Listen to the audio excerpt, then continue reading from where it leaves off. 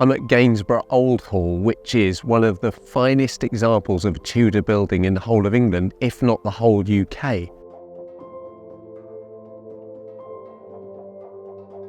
I'm not here to talk about the Old Hall and the history of this building. I'm here to do a review of the Canon Powershot G7x, which is an amazing little compact point-and-shoot camera.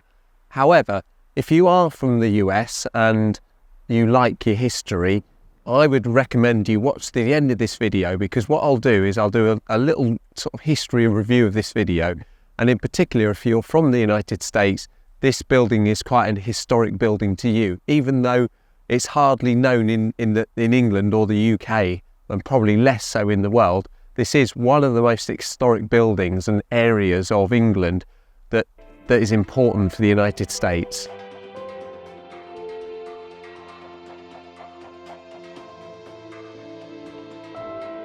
I've borrowed this Canon Powershot from its owner, who was extremely enthusiastic about the quality of the images that comes from this camera, and that got me thinking, why does a camera, what affects the sharpness, the image quality of a camera, and why does this particular camera produce such sharp, good quality images? Well, having thought about it, at least for me, there's three really important factors that why you'd get a nice, sharp, clean image of good clarity out of this camera. The first one being the fact that it's a Canon, and Canon are well known for the quality of the colours of their images, and the processor inside this camera is, for its day, is fantastic. And normally what's taken with this camera is JPEG. So this camera is used for family snaps, Christmas, birthdays, holidays, that sort of thing. And it's just JPEGs. The RAW files are never produced in this camera, even though it's got the facility you can produce RAW files, but the user obviously doesn't edit its pictures, they're just family snaps. And the processor inside this camera will render those JPEGs to the really good quality. So that's the first thing. The second thing about this camera that makes it really good images, provides better images, is the sensor. So this has got a 1-inch sensor. So imagine the sensor is about the size of my thumb. And in its day, when this camera was produced, a 1-inch sensor on a compact camera is almost unheard of. And this has got a Sony sensor in it, 1 inch, that most or many of the Sony cameras at the time had in them as well, but other brands didn't. They had much smaller ones in their compact cameras. Now, not only has it got a 1-inch sensor, which is bigger than other compact cameras, but it's 20 megapixels. And I've recently released a video talking about megapixels on sensors, and I'll leave a link there if you're interested. And what I was saying in that video was that obviously there's only so many pixels or photosites you can cram in a sensor, and obviously the more photosites you have in a sensor, the more detailed your image is going to be. So that must have a positive impact on the quality of the image that this camera produces. And the final thing, and probably the most important thing about the quality of the images you get from this camera, is the actual lens itself, the quality of the glass that's in front of it. And that has probably the biggest impact on the quality of any image, because all the sensor really does is capture light. It doesn't do anything apart from capture light. It's the lens that actually defines the quality of the image. And this lens is a 24 by 100 equivalent full frame, so which is marvelous in the first instance. And the other really good thing about the lens is that its aperture ranges from f1.8 at its widest at 24mm, but only goes to f2.8 at its widest at 100mm. I know there's an equivalence to all these things as well, but that's still an amazing lens, and potentially the main reason why the images are so sharp and that the owner of this camera is so enthusiastic about it.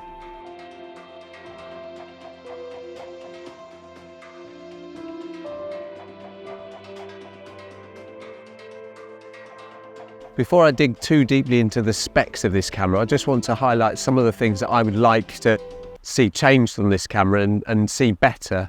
First thing, it doesn't have a hot shoe. So I'd like to see a hot shoe so I can put things like a flash gun or a microphone, all sorts of different things on the hot shoe. It doesn't have one. So really, to make use of anything that would go in the hot shoe, would need I need some sort of cage around it. So that I would like to see a hot shoe on this camera.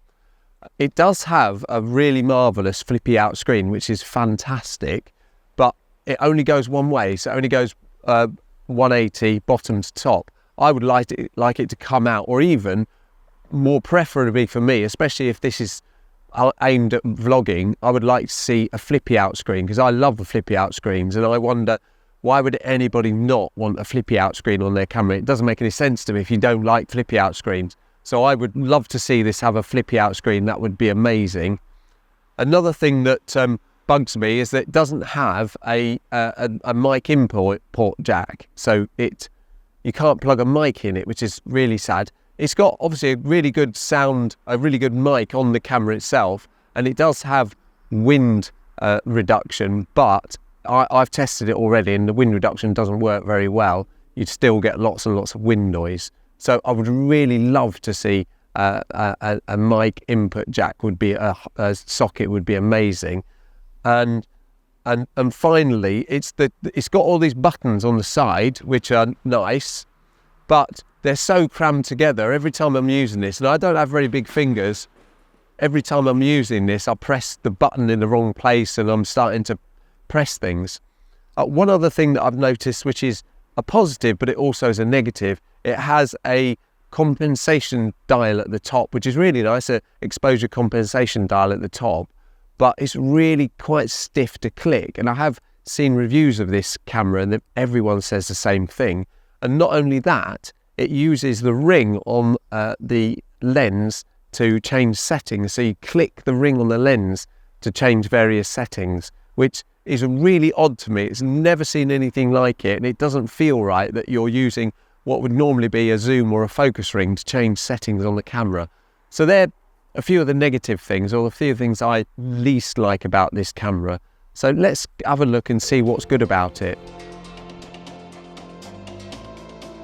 The camera was released in 2014, so effectively this is a 10-year-old camera, and since that release date there's been 2 further iterations of this camera. There's the Mark II, and currently on sale is the Mark III, and that's all the range on social media. Everyone seems to want a Powershot G7x Mark III, so it's obviously a camera in demand. As I said, it's got a 20 megapixel sensor, 1 inch, and although this is a negative, I'll just mention it anyway. Obviously, because it's only got a 1 inch sensor, it does suffer from noise, especially at night if you've got a really high ISO. So ideally, you want to keep the ISO down as low as you can on this camera, and that's really because of the sensor size more than anything. The ISO does range from 125 right up to 12,800, so the range is huge. And as I mentioned about the lens, it goes 24mm to 100. So the lens range is amazing. And I'll give you a demonstration now of the difference between a 24mm and 100mm on this lens, because it is really impressive.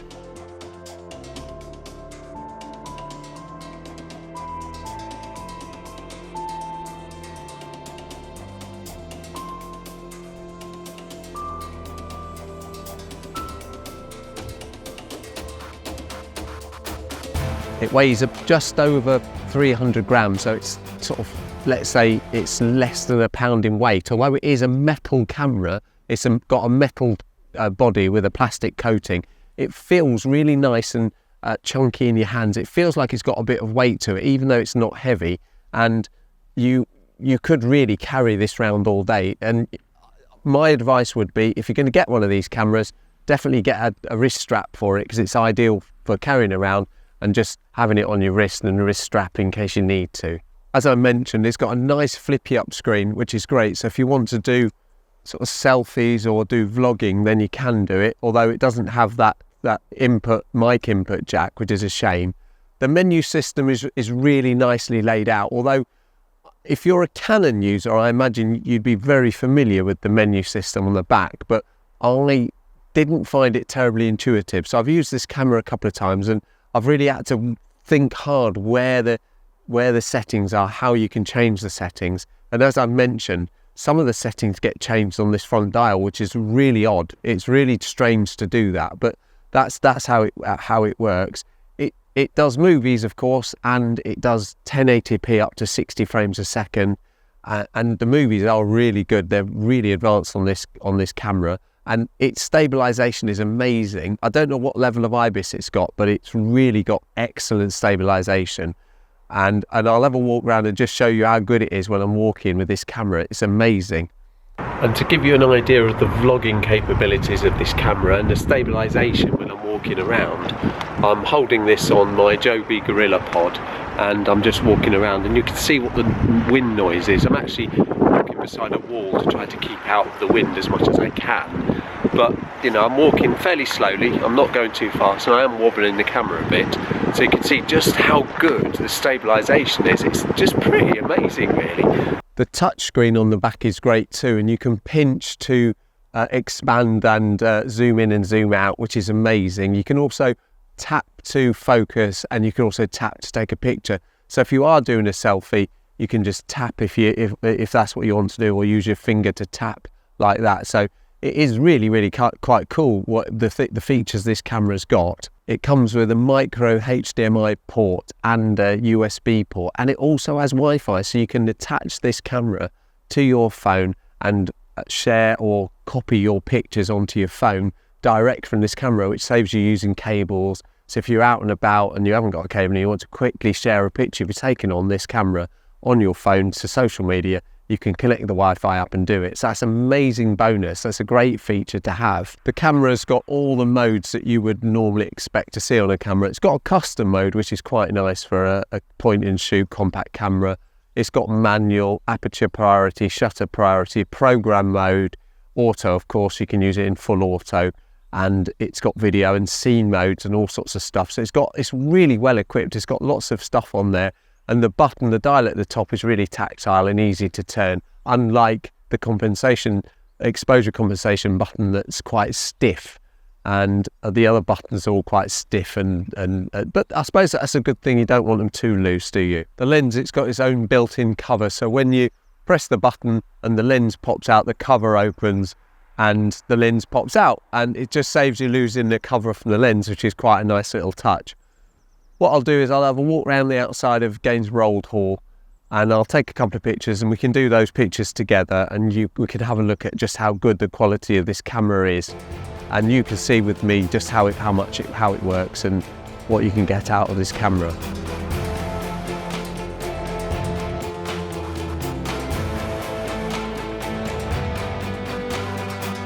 This first image I've got of the main sort of central square, the courtyard, if you like, of Gainsborough Old Hall, and the settings I've got is 1/200 of a second, f2.8, and I've got ISO 125, and I will go with this, just see what this image looks like, and we'll have a look at the quality. I've got the histogram is perfectly in the middle, so that's ideal, and it's pretty level as well. If you see the level bar there, that indicates how level the camera is, so that looks spot on. So I've got this set up on the tripod, and there you go, first image taken, and we can have a look at that now. And to get to the menu system, you can press this function button, and then you can scroll up and down these menus and can change all these settings really nice and easily. And here's another image of the building. So I've gone 1/250 of a second, f2.8, the histogram's still in a nice central place, and I've just got this nice Tudor beams in the image, and I'm just going to go with that as well now. And that's another shot done, and we'll have a look at that properly in a second. For this image I've gone vertical because I want to get this beam in just on the left hand side and the rest of the building on the right, so I'll just move it up a little bit so I'll get more of the building on the right hand side. It's sort of gone a bit wonky now, but I'll edit that in post. And I've changed, I've gone for f5 just to give me a bit more depth, and I've gone for 1/50 of the second. It looks overexposed now, so I'll just change the speed, and see how stiff this is. Really stiff to change the really stiff to change the shutter speed. So I'll just turn that up a bit, so just to get that histogram in the middle. That's crazy how tight that is. So yeah, I'll get this shot now. Let's see if I can focus there, and then I will take this shot, and there we have it. And there's another shot in the bag. It looks like the weather's coming in now, so I think I ought to tell you a little bit about the history of this building. Well, it was once the home of Catherine Parr, who was one of the wives of Henry VIII. So that makes it a historic building in any sense. But it's also a place where Henry VIII stayed. So Henry VIII came and stayed and slept in this building and stayed overnight. I'm not sure how long, but he was definitely here at some time in his life, which is also makes it extremely historic, especially with the fact that Henry VIII is one of, if not the most famous king that ever lived. The other really historic thing about this building, especially if you're in the US, is that this building was the meeting place, the secret meeting place of the separatists, those Puritan people that eventually became the Pilgrims and set sail from Plymouth on the Mayflower across to the New World in search of religious freedom. And they used this building as a sort of a base where they held their meetings to discuss what their plans were. And what they did, lots of them came from a place called Scrooby in Nottinghamshire, just at the other side of the county border. And this part of England was like the main area of where the separatists came from. And they obviously, at that time in England, the religion had gone through a great reform, as it had done in Northern Europe. And England changed from being a Catholic country to being a Protestant country. But these separatists, these Puritans, they wanted to be even more separate from the Catholic Church. And even though Henry VIII and co was in charge in those days, they still weren't fully wanting to go the full whole hog. So these separatists set themselves up and they met in places like this.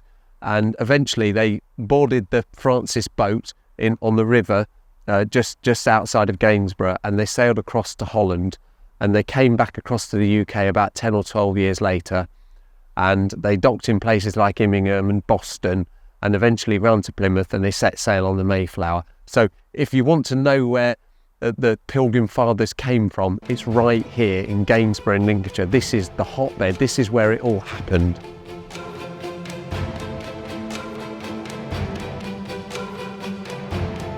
I hope that's not too much information to take in and it's too boring, but it really is a fascinating historical place that's hardly known throughout England, let alone the rest of the world, but it had such an impact on people fleeing this land and seeking a new home in a new world and trying to find some religious freedom away from the persecution that they felt under the regime of the kings and queens of England.